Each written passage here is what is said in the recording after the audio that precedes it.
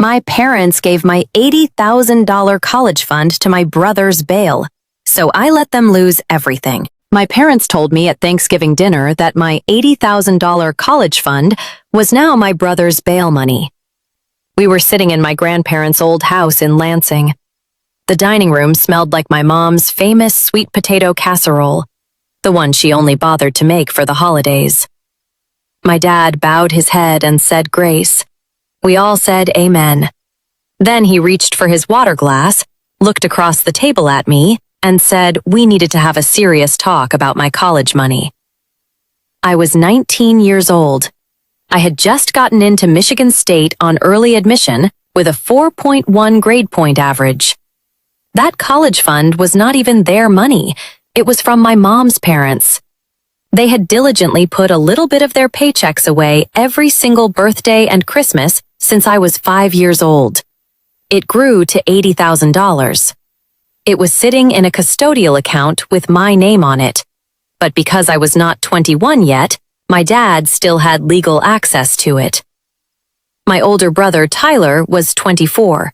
He was sitting right next to me at the table, wearing a dirty gray hoodie, staring at his plate and refusing to look anyone in the eye. He had been arrested the week before. Driving under the influence, possession of narcotics, and he had blacked out and crashed his truck into a parked car. The owner of the destroyed car was threatening a massive lawsuit. The bail alone was $15,000. His defense lawyer wanted a $20,000 retainer up front just to take the case. The court restitution was going to drain whatever was left. Your brother is facing real hard jail time, my dad said, his voice completely steady. We are a family. Family helps family. You are incredibly smart, and you will figure out how to pay for college. Tyler needs us to save his life right now. My mom would not even look at me. She just kept scooping green beans onto her plate with a shaking hand.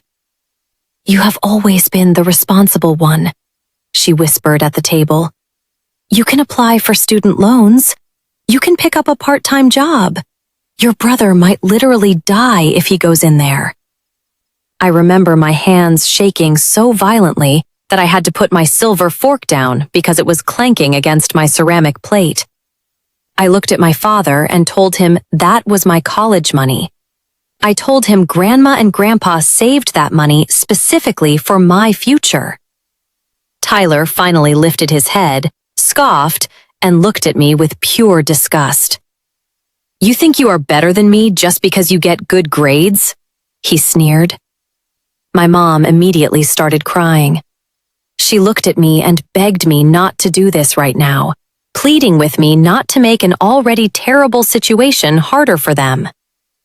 I did not scream, and I did not flip the table. I just stood up, grabbed my coat, and walked out the front door.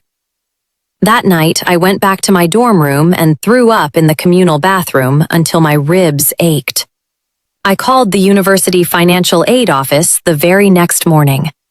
Because that $80,000 had been factored into my expected family contribution, my entire financial aid package collapsed without it. I could not afford to pay the tuition balance. I had to formally withdraw from the university before the winter semester even ended. I did not become successful overnight. I dropped out of school in December and moved into a cramped studio apartment located directly above a noisy 24-hour laundromat. I shared it with 2 roommates I found online. I got a job working the overnight shift at a massive Amazon fulfillment warehouse. I worked 10-hour shifts on solid concrete floors with only 2 15-minute breaks. I would walk home in the freezing cold with my heels physically bleeding through my socks. During the day, while my roommates were at work, I started doing what I actually knew how to do. Back in high school, I had been the smart kid who wrote everyone's resumes and edited college admissions essays for $50 a pop. I opened my laptop and started offering remote bookkeeping and administrative help on freelance websites for small businesses. I charged $15 an hour, Then I bumped it to 25. Within a few months, I had 3 steady clients. Then I had 6. I did not tell my parents a single thing about my life. They comfortably assumed I was still at State taking out heavy loans, or that I had quietly transferred to a local community college. I let them believe whatever made them sleep at night. For 2 full years, I did not go home for Thanksgiving or Christmas. My brother got out of his mess. His expensive lawyer got him a plea deal. My parents used my grandparents' money to pay for every single court fee, fine, and settlement. Then he got arrested again exactly 6 months later. It was the exact same story. My parents stepped in and paid again. Only this time, my college fund was completely gone. So they took out a massive second mortgage on their house just to cover his new lawyer and the property damages from another vehicle he managed to total. I was 22 years old, working brutal 16-hour days split between the warehouse floor and my laptop screen. I had managed to save $20,000 in my own bank account. It was not the $80,000 they stole from me, but it was mine, and nobody had the legal authority to touch it. I finally quit the warehouse. My little freelance bookkeeping business was consistently generating $4,000 a month. I was not rich by any means, but I was finally free. Then, last winter, my mom called my cell phone after 2 years of absolute silence. She was sobbing into the receiver. She told me they were going to lose the house. The bank had initiated foreclosure proceedings. My father had his hours severely slashed at the manufacturing plant. They had drained all the equity out of the house to pay for Tyler's last criminal case, and now they were $30,000 behind on the mortgage payments. I sat in my apartment and asked her exactly where Tyler was. She sniffled and told me he was in a state rehab facility for the 3rd time. But he had already walked out after 10 days, and they did not know where he was sleeping. Then her voice shifted into that sweet, pleading tone she used at Thanksgiving. She told me they saw my business website online and saw that I was doing so well for myself. She asked if I could just co-sign a consolidation loan for them. She asked if they could maybe move into my apartment just to get back on their feet for a few months. I drove up to Lansing that weekend. I had not seen their house in 3 years. The property looked abandoned. There were thick weeds growing through the cracked driveway, and the metal gutters were literally hanging off the roof. My dad looked like he had aged 10 years. He looked small and exhausted. He sat down at the exact same dining room table where he told me my future was gone, looked at my shoes, and said I was right all those years ago. He admitted they made a terrible mistake. But then he looked up at me with desperate eyes and said that since I was successful now, I had the power to help them fix it. I felt completely numb for a second. Then a wave of absolute clarity washed over me. I wanted to scream at them. I wanted to demand to know where this desperate, begging energy was when I was sleeping on a floor mattress and eating cheap ramen noodles because I could not afford to stay in my dorm room. But as I looked at their exhausted, defeated faces, I finally understood the truth. They did not drain my college fund and give it to Tyler because they loved him more than they loved me. They gave it to him because they were absolutely terrified of his chaos.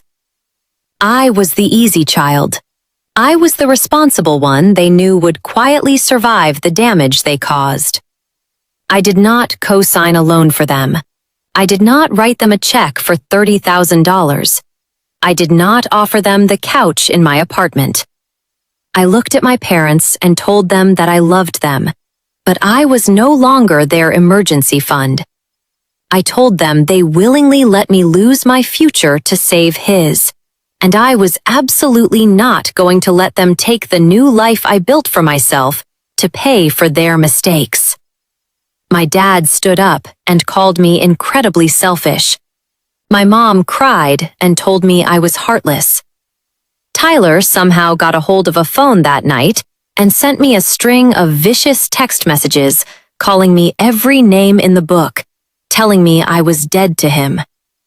They officially lost the house in March. It was sold at a county auction. My parents had to pack up whatever fit into their car and move into a cramped, cheap apartment on the south side of Lansing. My mom, who had not worked in 20 years, had to get a job bagging groceries at a local supermarket just to make their rent. Last week, my mom sent me a random text message. It was a picture of Tyler.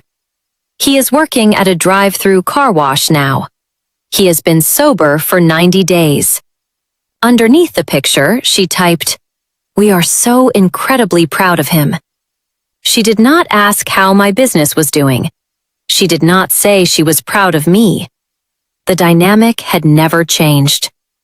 I am 26 years old now. I run my own limited liability company.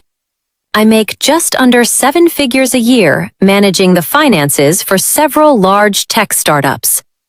I rent a quiet little house with a beautiful vegetable garden in the back. I paid off my own lingering student loans from that one single semester I actually got to finish. I did not build this life loudly just to rub it in their faces or get some cinematic revenge. I built it quietly in the dark because I realized a long time ago that nobody was coming to save me.